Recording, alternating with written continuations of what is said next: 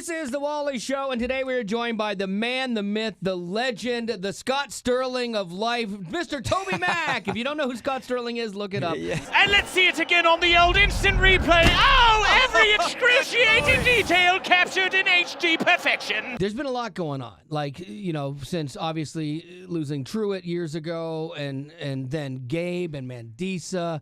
It's hard, man. It's hard. And so, like, I'm just curious, though, like, when you're writing stuff for this new album, does all of that loss still play into this in the new stuff? Or is there a point at which you're like, I've got to move forward? I don't forget, but I got to move forward. That's a great question. As an artist especially, like, okay, in my life, it's just there always. But as an artist, I want to write songs. I want to move forward. I want to move ahead. But you're so affected by it that you can't help but you know, talk about it a little bit. It's a part of your life now. But I will say it's made me. It's kind of, I've come to the reality of I believe that's what happened. Okay. Literally, that's what happened. Like I was like, okay, this will either drive me to not believe. I get it. Or to believe. It's one or the other. You either walk or you dig in deep, and I can only say that God has been kind. He's been gracious. He's been compassionate. He's just been in that pain, like more than ever in my life. Like I know God better. I trust Him more. Strangely, and it kind of forces you to come to grips with: have I been talking all this stuff, but and then you come to the point where you're like, no, I have to figure out if I believe this, if I'm counting on this. And like never before, I'm absolutely counting on it all being true. I remember talking to Mark Hall when he was diagnosed with cancer years ago, and he was like, man, all of a sudden all these doubts and all these fears and all the normal human stuff hit you, but then it runs rock solid into that thing that's inside of you that's been in there, and that's where you find that gear where like, yeah, this is truth, you know? And so, to see you saying, I've experienced truth, you've known it, you've done it. I've done it. I've said it all these years. Exactly. I've even believed it. Yeah. But it all came a little closer to my day in and day out reality. There's like my scripture I've just been loving the last 3 years, 4 years, 5 years is in Psalms it says, God's a safe house for the battered, a sanctuary in bad times. The moment you arrive, you relax. You're never sorry you knocked. Wow. And I've been knocking. I've been knocking on heaven's door. And he's been there. He's been truly been there. Like has never not opened that door and welcomed me in. Because it's a real interesting thing for you between the artist and the personal, like you just said, you know, because your personal, it always is with you. You're never going to not have that with you, you know. But then at some point in time, it's kind of like the kids on American Idol. They want to stop being known as such and such from American Idol. Yeah, you know, and at some point, do you ever worry? You're like, oh my gosh, like I'm that guy that lost his son. Yeah. And that everyone just expects, oh, I've got to be this way around him, you know, or I've got to watch what I say. Because at some point, because you've always had a great sense of humor and a lightness, your shows are fun. And so like trying to balance that stuff in the hurt, I think would be really difficult. Yeah, I think you have to just like I'm trying. You know me. I know you. I try to not fake anything. I try to not go after something that I'm not. Like for instance, when I'm writing a song, I put it on like a sweater, and I'm like, can I wear this? Yeah. Does this look natural to me? For my age, for who I am? No, all these things. I'm factoring all these things going. For what I've walked through, can I naturally wear this, or am I forcing something here? Yeah. So I try to just put it on and like, this is a natural fit on me. I can sing from this place because I've lived it. But again, like you're saying, I also am like, I'm worried. I don't want to be that guy that walks in the room and all I talk about is my pain. Exactly. I want to talk about joy, and God has been there and given me joy. And it truly is back. I call it compression. If you're in the music business, you know what compression is. If you're in the radio business, you know the tops and the bottoms might be squashed a little. Maybe we'll never get as joyful as I got before I lost my son or Gabe. But I won't let it get me anymore either, is low. Right. So it's like the tops are down a little and the bottoms are up a little. And it's like a little bit of a compressed life. But I I'm finding so much joy in the day-to-day with the people that I love around me. I'm so grateful. Well, I think here's a really good example of maybe what you're talking about. The song "Nothing Sweeter" that you have. Like, here, I want people to hear this. I've seen the view from the top of the world and the sorrow by the bitter graveside. I've seen some prayers get answered. I mean, that's a line. You know, that's your life playing out. But then it takes this turn.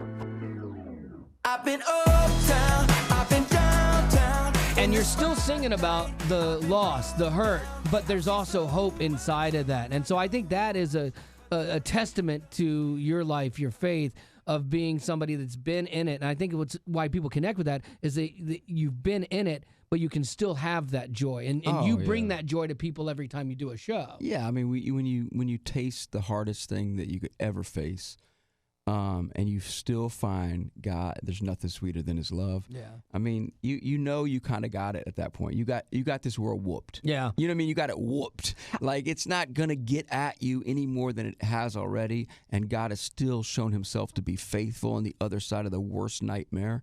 It's good. Life is good. He is kind.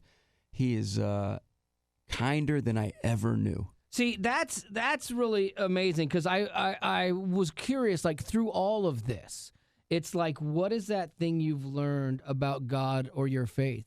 You know, like, because again, that's when it all becomes super real. Yeah, it's not theory anymore. That's right. You know, it's so not. What would you say? Is it that God's good? You know, I would say that He's there. I would say that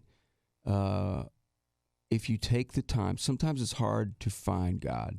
We all know that. Absolutely. But if you take the time to look and you spend time there, He's there. You might not have perceived Him for the first 10 minutes, but the last 5 you do. And I just think that I've found that the way we work with God as we communicate with Him is we pray to Him to talk to Him, and we read His Word and He talks to us. So if you're communicating with God and you're walking with Him, and those two things are happening, and you can't really be walking with Him if you're not talking to Him and He's not talking to you. Right. But when that's happening, He's there, and you got to work sometimes. That's what I found. Like, you have to work at times because this world moves fast. But when you get there, He's there, and He's compassionate and warm, and there's no sweeter place than with Him. Well, let's get into this a little bit then. I was on the fence about whether I wanted to talk about this or not with you, but I think you've opened this door, and I want to have a really honest conversation about this, because I think it can help somebody, especially when you've walked through what you've walked through. Like, we give God the credit for all the good as believers. We're like, oh, God, you're good. Oh, that was so awesome how you did this. I got that promotion. I found the person of my dreams. Oh, God, you're so good. Yeah. But what do you do with the loss of a child, the loss of a best friend? Like, I think we give God a pass on the bad, because we're like, well, God wouldn't do anything bad. But then how do you reconcile that? I'm getting like super theological with you, but then how do you reconcile that with God allowing Job to go through it, you know? Yeah. And I think that's a real hard thing for a lot of people. A lot of people struggle with it. Myself, I struggle with this concept sometimes of like, when do you intervene, God, or when don't you? And is it fair to give you all the good, but then let you escape some of the mess of this world too? Yeah, and I don't even know where I land on that, you know? Well, I mean, the He gives and takes away has taken on a whole new meaning for me. Sure. Does He take away? Does He allow something to be taken away? Exactly, and that's exactly my point, you know? Yeah. But there's a part of our faith where we can't accept that. We go, well, no, God is only good to us. Yeah. And you're like, well, sometimes the bad that happens to us is for some kind of a good, What if the and bad not for us. What if the bad is good? Yeah. And that's what I count on. Yeah. That's what I count on. My only picture, like, I don't want to go too far into this because I feel like we're going down that road that's hard for people, but my only picture I have of Truett since he passed is he's standing on the edge, some sort of balcony or something, and there's a railing, and he's looking out, and I walk in the room, and he goes, Dad, if you could come up here and see what I've been seeing, look at this. And it's not like the glory of God. I'm not that spiritual. I wish I Right. was. Yeah, I get it. I'm not falling on my knees and worshiping. I want to have that thought, but it's not the thought that I have for this. What I have is he's looking at this plan where everything works together. Yeah. This tapestry that God is sewing with our lives in loss, in love, in pain, in joy. He's making this tapestry that's somehow or another it's going to make sense. And I choose to believe that. It's going to make sense. It's going to be this grand thing that we could never imagine. And I'm choosing to believe that it's real. There you go. I love that, man. And I think that's the kind of things that people need to hear that wrestle through the hard stuff like that. Yeah. Now, you have a new album coming out. It's called Heaven on My Mind, which is exactly what we're talking about. Yeah. And it's not like this record all about loss and looking forward to heaven, or I don't like my life on earth anymore. It's quite the opposite. Right. It's like I love life. One of the lines is, life ain't bad down here, but I got heaven on my mind. Mm-hmm. For some reason, I just find it in my thoughts a little more. I find it because it's a little more real to me now. Right. I'm counting on it a little more. This whole song talks about this thing of walking in this world and loving people and enjoying your friendships, but at the same time, wow, heaven's on my mind just a little more than it used to be. And it's I think it like meets people where they are in this sort of like that kind of back and forth thing where, sure, I'm looking forward to heaven, but I love this life on earth. I enjoy it. Yeah. I'm not going to lie. I enjoy it. I love that. Now, what is the song besides that one that you're like, man, I can't wait for people to hear this song? Oh, man.